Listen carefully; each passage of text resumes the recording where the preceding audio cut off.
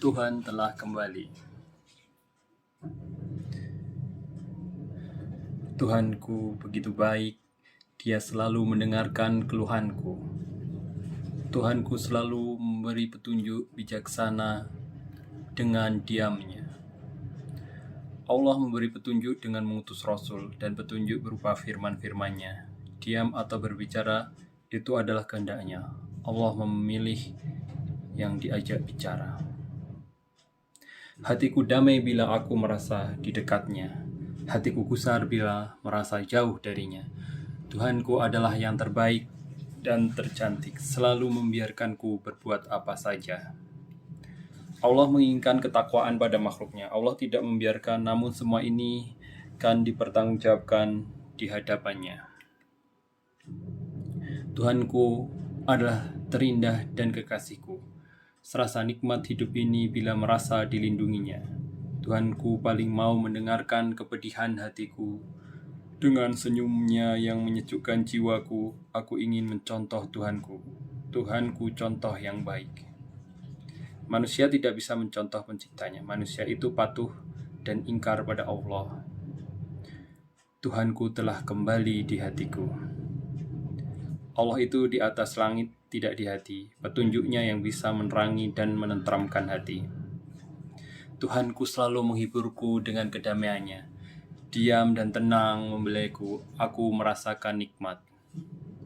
Allah tidak diam, tidak juga membelai, tetapi Allah melindungi dan merahmati. Tuhanku selalu menenangkanku bila ku risau. Tuhanku adalah hal yang paling nyata. Selain Tuhanku, semua hanya ilusi. Selain Allah, semua adalah ciptaannya. Tuhanku bersamaku dalam kesendirianku. Zat Allah ada di atas arsinya, pengawasannya pada seluruh makhluk dan pembelaannya pada hambanya yang bersama hambanya, bukan zatnya. Aku melihat Tuhanku di mana saja dan tetap diam dan tenang. Itu prasangka belaka. Sebenarnya Allah itu di atas langit. Begitulah menurut Allah melalui firman-Nya. Allah lah yang memberitahu apa-apa yang makhluknya tidak ketahui. Aku melihat di matahari, aku merasakannya di udara. Alam adalah tanda-tanda kekuasaannya, bukan zat Allah atau Allah itu sendiri. Aku mendengarkannya di suara kokok ayam dan mesin-mesin, di mana saja dan kapan saja yang ada hanya Tuhan, hanya Sang Abadi. Aku berterbaran di semesta raya hening dan diam.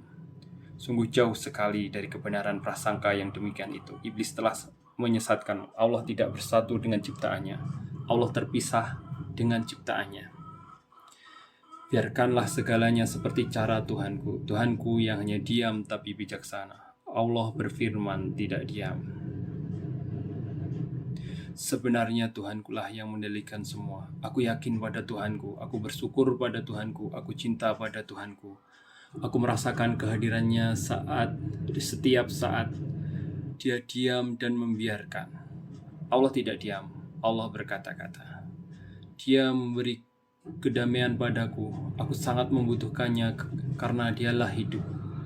Tuhanku, jagalah hatiku ini dengan diam-Mu yang suci. Dijaga hati itu dengan petunjuk dan rahmat-Mu. Dengan rahmat Allah. Tuhan, diam-Mu tidak seperti diamku. Setiap saat Allah dalam kesibukan mengatur ciptaannya dan Allah tidak pernah capek. Diam-Mu adalah makna dari seluruh kenyataan. Hikmah dari sisinya. Diam-Mu adalah bukti bahwa yang lain adalah ilusi. Ciptaannya ada yang nyata. Diam-Mu adalah kasih sayang yang tanpa batas. Diam-Mu adalah bukti keteraturan.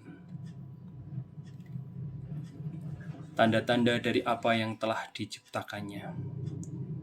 Diam-Mu adalah perintah-perintah yang harus ditaati.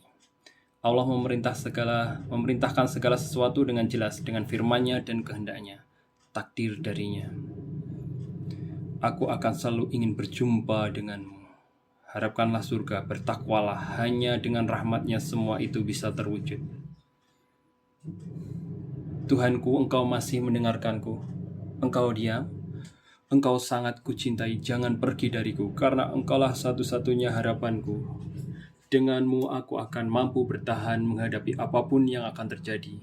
Sang abadi, kasih sayangmu berlimpah ruah dalam diammu. Allah tidak diam, dialah yang memeliharamu, menciptakanmu, memberi rahmat padamu. Aku akan berusaha mensyukurinya, aku cinta padamu. Bila bersama tidak ada satupun yang menggoyahkan hatiku, aku akan biru dan yakin akan apapun yang tak mungkin. Air mataku, penderitaanku hanyalah sementara. Bersamamulah aku yakin akan abadi. Allah senantiasa dalam kemauannya. Apa engkau juga merupakan titik terkecil itu? Allah berbeda dengan makhluknya. Allah bukan titik terkecil. Allah Maha Besar. Atau apapun, tapi engkau diam dan penuh kasih sayang. Allah senantiasa dalam kemauannya. Tuhanku, perlindunganmu sungguh tak terbatas. Engkau akan terus melindungiku, melindungi hatiku. Semoga dan insya Allah Engkau akan memberikan kekuatan yang luar biasa dengan diam dan senyummu di dekatku.